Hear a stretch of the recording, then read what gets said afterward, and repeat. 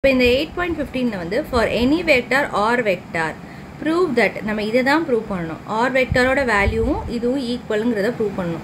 So நம்ம left side எடுத்துகிட்டு நம்ம எதுவும் பண்ண முடியாது. லெஃப்ட் சைடில் வெறும் ஆர் வெக்டர் மட்டும் தான் நமக்கு இருக்குது. ஸோ ரைட் சைடை மட்டும் நம்ம எடுத்து சிம்பிளிஃபிகேஷன் பண்ணி ஆர்ன்னு கொண்டு வரலாம். ஸோ எப்படி அப்படின்னு பார்க்கலாம். இப்போ இதில் பார்த்தீங்கன்னா ஆர் வெக்டார் அப்படிங்கிறத நம்ம எக்ஸ்ஐ வெக்டார், ஒய்ஜே வெக்டார், ஜெட்கே வெக்டார்னு இருக்குன்னு வச்சுக்கோங்க.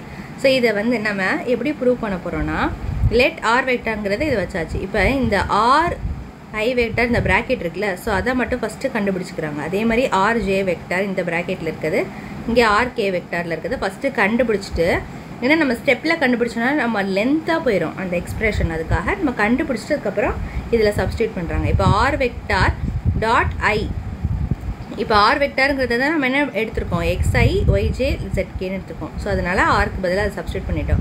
வெளியில் ஐ இருக்குது, அதே மாதிரி இங்கேயும் சப்ஸ்டியூட் பண்ணால் வெளில ஜே, இங்கேயே சப்ஸ்டியூட் பண்ணால் இந்த எக்ஸ்பிரஷனுக்கு கே இருக்கும். ஸோ இப்போ இங்கே வந்து இந்த டாட்டில் ஐ இருக்குன்னா வெறும் ஐயை மட்டும் தான் நம்ம மல்டிப்ளை பண்ணுவோம்.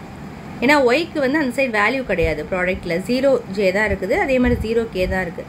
ஸோ ஐ மட்டும்தான் நம்ம என்ன பண்ண முடியும், ப்ராடக்ட் பண்ண முடியும். அப்போ ஐ ப்ராடக்ட் பண்ணும்போது நமக்கு எக்ஸ் இன்ட்டு 1x தான், ஓகேவா. அதே மாதிரி இங்கே பார்த்தீங்கன்னா ஜே தான் நம்ம ப்ராடக்ட் பண்ண முடியும், அப்போ ஒய் மட்டும் நமக்கு கிடைக்கும். அதே மாதிரி இங்கே கே ப்ராடக்ட் பண்ணால் ஜெட்டு கிடைக்கும். புரிஞ்சுதா? இப்போ நமக்கு எக்ஸ் ஒய் ஜெட். இப்போ ஆர் ஐயோடைய வேல்யூ நமக்கு என்ன கிடச்சிருக்கு, ஆர் வெக்டர் ஐயோட வேல்யூ வந்து எக்ஸ், அதே மாதிரி இதோட வேல்யூ ஒய், அப்புறம் இதோட வேல்யூ ஜெட்டு கிடச்சிருக்கு. இப்போ இந்த வேல்யூலாம் தனித்தனியாக கண்டுபிடிச்சிட்டு இப்போ இதில் சப்ஸ்டியூட் பண்ணுறாங்க.